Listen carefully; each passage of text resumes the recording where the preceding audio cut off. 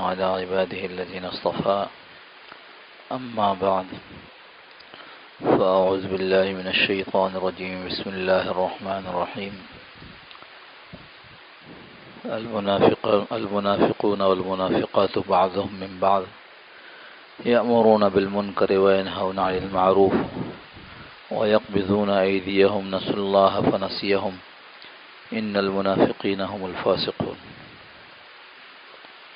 صدق الله مولانا العظيم وصدق رسوله النبي الكريم ونحن على ذلك لمن الشاهدين والشاكرين والحمد لله رب العالمين اللهم صل على سيدنا مولانا محمد النبي الأمي وعلى آله وسلم تسليما كثيرا كثيرا اللهم رب الحل والحرام ورب البيت الحرام ورب الركن والمقام أبلغ لروح سيدنا مولانا محمد منا السلام.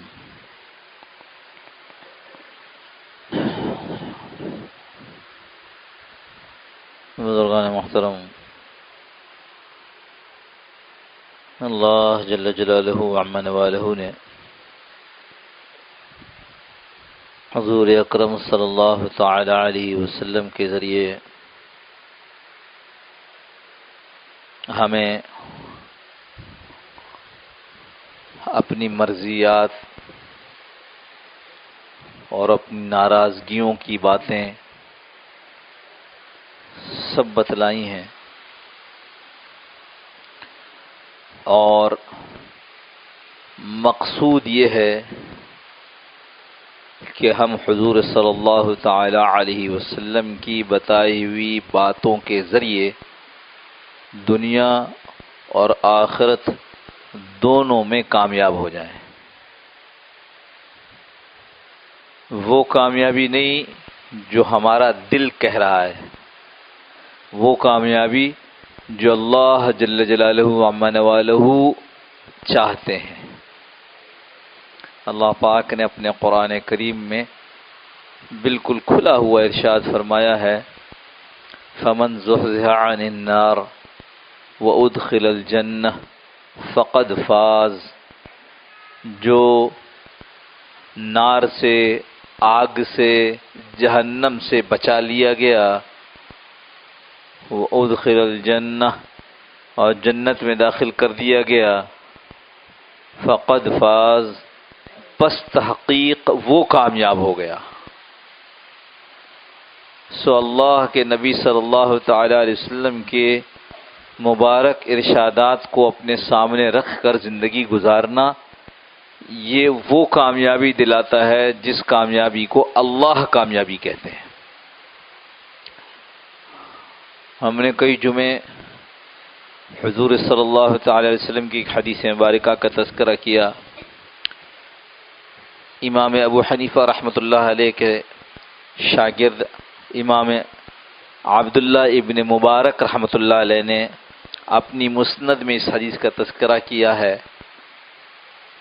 مسند ابو یعلا میں اس کا تذکرہ ہے، مختلف قسم کی مختلف کتابوں کے اندر مختلف طریقے سے یہ حدیثیں لکھی گئی ہیں، کہیں کچھ الفاظ ہیں، کہیں کچھ الفاظ ہیں، لیکن خلاصہ سب کا ایک ہے۔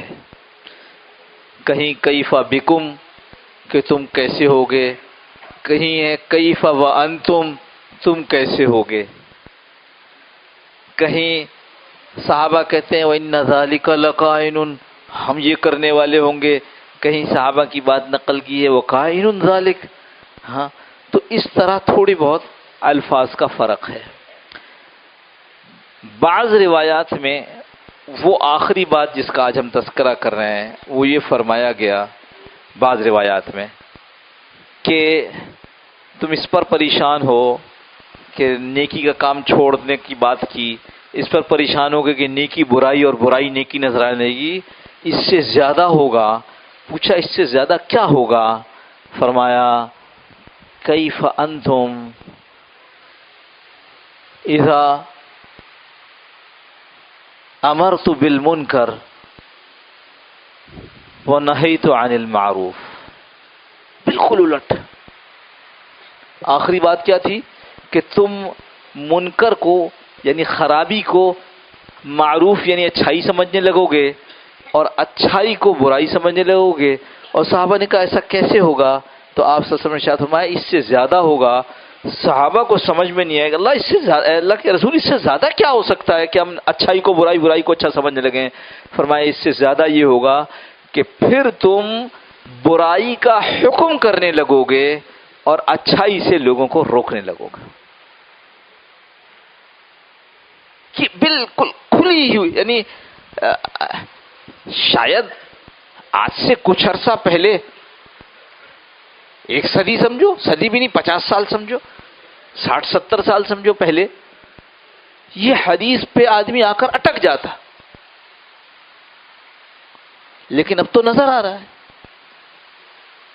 کہ ہم باقاعدہ برائی کا حکم دے رہے ہیں، ایسا کرو، برائی کی ترغیب دے رہے ہیں، ایسا کرنا چاہیے.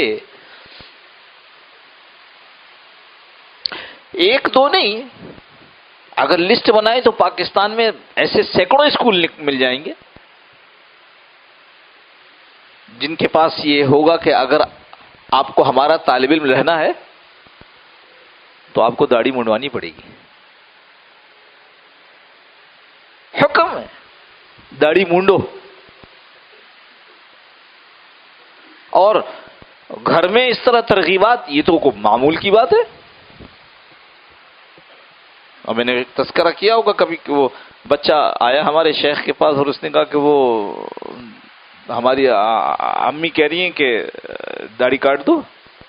کہ کیوں کہہ رہی ہیں؟ کہتی ہیں کہ وہ ابھی تمہاری عمر نہیں داڑھی رکھنے کی. تو کہا کہ جا کے امی سے پوچھو کہ آپ کو تو پتا ہے کہ میری عمر داڑھی رکھنے کی نہیں ہے، اللہ کو نہیں پتا تھا، اس نے داڑھی رکھوا دی، داڑھی نکال دی. سبحان اللہ. جب اللہ نے آپ کو داڑھی دی ہے تو اس کا مطلب آپ کی عمر ہو گئی نا. یا اللہ پاک کو پتہ نہیں تھا کہ آپ کی عمر نہیں ہے، آپ کی داڑھی آ گئی.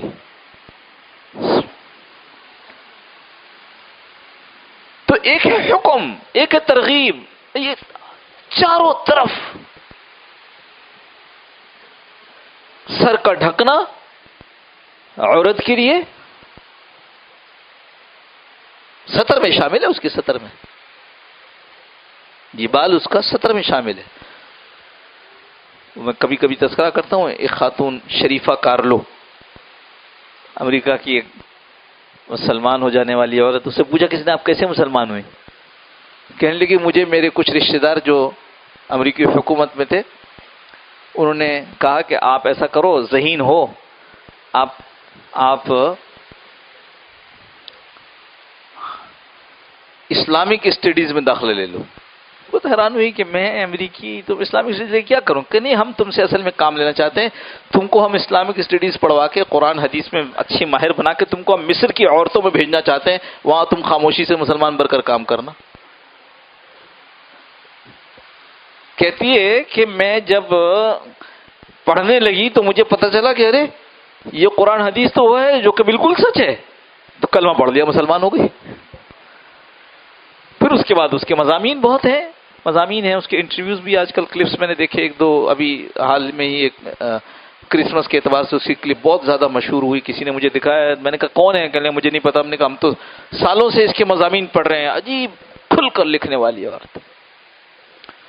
یہ اس لیے یاد آیا کہ یہ اپنا اسکارف پر اور سر ڈھکنے پہ اس نے مضمون لکھا اور اس نے اپنی مسلمان عورتوں کو یہ ترغیب دی کہ جب یہ تمہیں کہتے ہیں کہ سیکشل ہریسمنٹ یعنی جنسی طور پر ہراساں کرنا امریکہ کا قانون ہے کہ نہیں کر سکتے، تو ان کو یہ بتاؤ کہ جیسے تم میرے 2 بٹن اوپر کے نہیں کھلوا سکتے.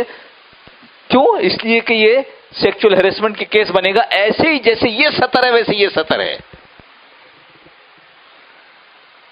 اور آج مسلمان اسکولز ہیں ایسے، کالجز ہیں ایسے جہاں یہ کہا جا رہا ہے کہ اس کو ڈھکنا یہ ممانعات ہے. اور ترغیب یہ تو چاروں طرف ہے، یہ تو چاروں طرف ہے.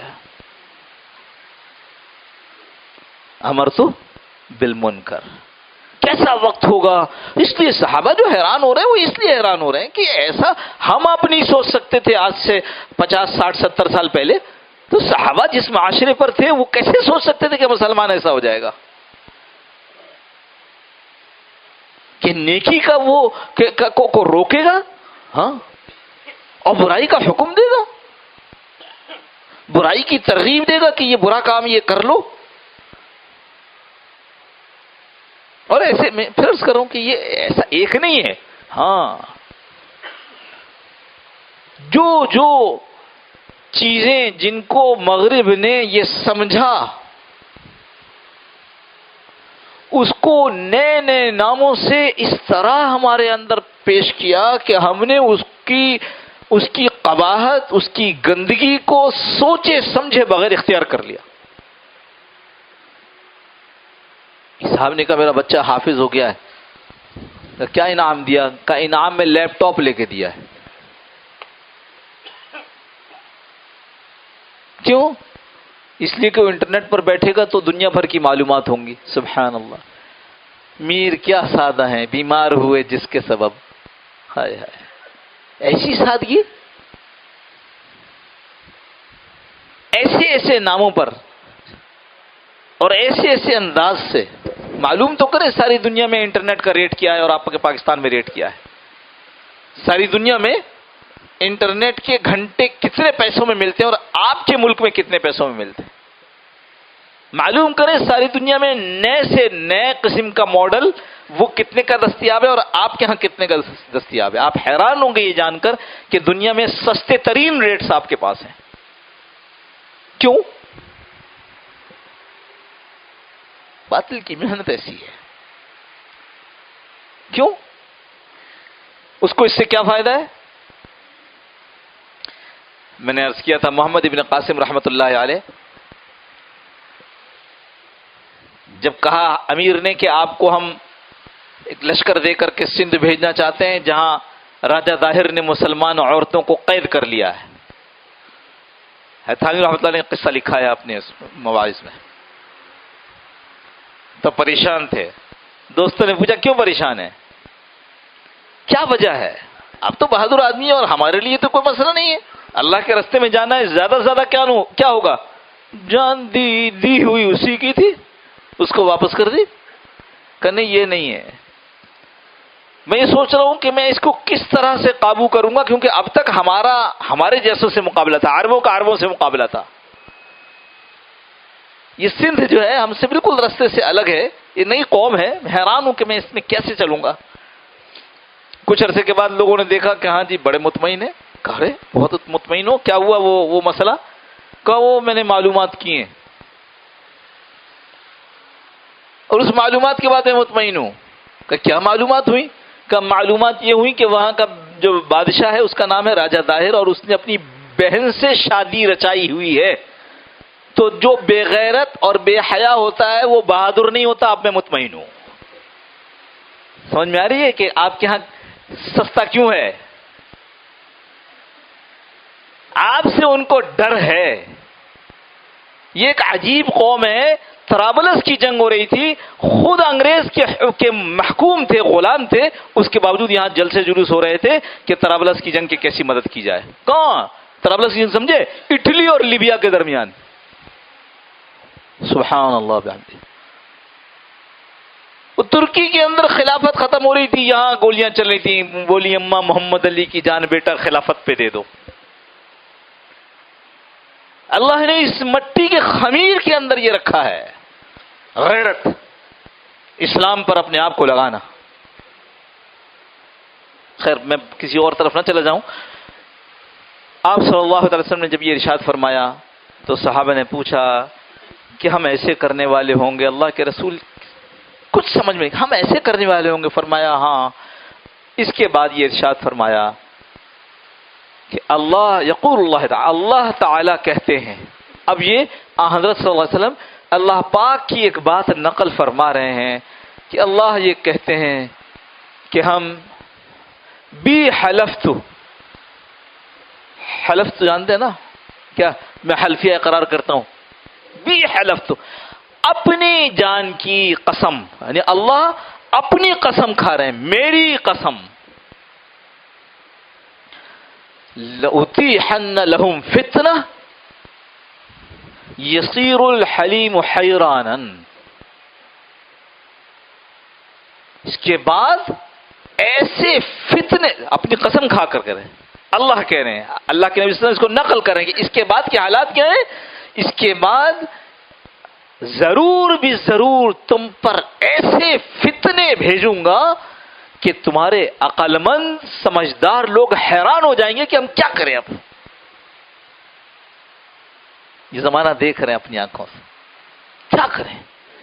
ایک فتنہ اس کو سمجھا کر کہ یہ فتنہ ہے، اس سے بچنا. فتنہ کیا ہے؟ ایمان کی آزمائش ہے. وہ ایک ختم نہیں ہوتا، دوسرا ختم نہیں ہوتا، تیسرا. اللہ اکبر. یسیر الحلیم حیرانا، تمہارے اندر کے جو حلیم لوگ ہوں گے، سمجھدار لوگ ہوں گے، بردبار لوگ ہوں گے، ایسے جو کہ کسی بات پر پریشان نہ ہوتے ہوں، ایک دم سے ان کی کیفیت بدلتی نہ ہو، غصے میں نہ آتے ہوں، بلکہ سنجیدگی سے اس کا حل سوچتے ہوں، وہ بھی حیران ہو جائیں گے کہ ان فتنوں سے کیسے مقابلہ کیا. ایک ڈاکٹر صاحب نے مجھ سے کہا کہ میرے گھر والے وہ فلانی ڈاکٹر صاحبہ ہیں، ان کے پاس جانے لگی ہیں، ان کے بیانات سنتی ہیں، ان کے متعلق کیا خیال ہے؟ میں نے کہا میں کیا بتاؤں. میں کہوں گا کہ ان کے خیالات درست نہیں ہیں تو آپ کہو گے تو ان کے پاس جانے سے تو میری بیوی جو نمازی ہو گئی ہے. میں کہوں گا بہرحال درست خیالات نہیں ہیں تو آپ کہو کہ اس کے بعد میری بیوی نے پردہ شروع کر دیا. میں نے کہا بھائی، دودھ کی ایک بڑی دیگ ہے جس کے اندر چند قطرے پیشاب کے ڈالے گئے ہیں، تم کہو گے کہ مجھے بتاؤ وہ قطرے پیشاب کے کہاں ہیں تو میں بتا نہیں سکوں گا. ایسے فتنے حیران. اور ان فتنوں کو چاروں طرف سے مختلف قسم کے ذرائع سے جو آج کل ہیں. ابھی میں بات کر رہا تھا یہاں شاہد صاحب کے پاس بیٹھا، میں نے کہا دیکھو قرآن کریم کے اندر جو یہ آیا یریدون لیطفئوا نور اللہ بافواہہم، یہ لوگ چاہتے ہیں کہ ہم اللہ کا نور، کیا اللہ کا نور؟ اسلام، قرآن ہے، اللہ کے نبی صلی اللہ علیہ وسلم کی احادیث ہیں، اللہ کے ہاں سے وحی کے طور پر بھیجی ہوئی تعلیمات. یہ لوگ چاہتے ہیں کہ ہم، یہ کافروں کے متعلق بات ہو رہی ہے، یہ لوگ چاہتے ہیں کہ ہم لیطفئوا، بجھا دیں اللہ کے نور کو اپنے منہوں سے. تو اب تک جو مفسرین تفسیر کرتے رہے ہیں وہ یہی کہ یہ اللہ کا نور ہے. جیسے چراغ ہوتا ہے تو چراغ کو منہ سے پھونک کر کے بجھا دیتے ہیں، تو یہ کافروں کی یہ سعی تھی کہ اس کو اس طرح بجھا دیا جائے. مثال ہے، اس مثال پہ تھوڑا سا اور غور کیجئے. بِأَفْوَاهِهِمْ، اپنے منہوں کے ذریعے. آج تو سمجھ میں آ رہا ہے نا پروپیگنڈا. اپنے منہوں کے اتنا پروپیگنڈا اسلام کے خلاف کہ ہمارا وہ بھائی جو اللہ کے نبی کا کلمہ پڑھتا ہے، اس سے آگے یہ ہمارا وہ بھائی جو نمازی ہے، اس سے اور آگے یہ پہلی صف کا نمازی ہے، وہ اپنی شادی بیاہ میں اسراف اور تبذیر سے نہیں رک رہا، فضول خرچی سے. اور تبذیر میں نے آپ سے عرض کیا، تبذیر کیا ہے؟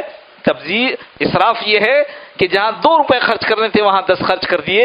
تبذیر یہ ہے کہ جہاں کچھ پیسے خرچ نہیں ہونے تھے وہاں 10 روپے خرچ کر دیے. اور اسی مبذر، ان المبذرین کانوا اخوان الشیطان، کہ یہ تبذیر کرنے والے، ایسی جگہ خرچ کرنے والے جو جگہ خرچ کرنے کی نہیں ہے، یہ شیطان کے بھائی ہیں. یہ آدمی پہلی صف کا نمازی، برا نہیں سمجھ رہا ہے اس کو، جا کر دیکھ لیجئے اس کے گھر کی شادی. ہر وہ رسم جس کا براہ راست تعلق ہندو مذہب سے ہے اس کو کرنے میں فخر محسوس کر رہا ہے. فتنے ایسے آئے ہیں اور اس ذریعے سے آئے ہیں کہ صبح شام 2 طریقے ہیں ذہن کے بننے کے، سمجھیے گا. ایک ہے صحبت، اس صحبت میں 2 طریقے ہوتے ہیں. ایک طریقہ ہے آپ کے رسمی تعلیم، جس کو فارمل ایجوکیشن کہتے ہیں. فارمل ایجوکیشن، آپ پوری اس میں پھر جائیے، ایسا اسکول تلاش کیجیے جہاں آپ کے بچے کی دینی تربیت ہو.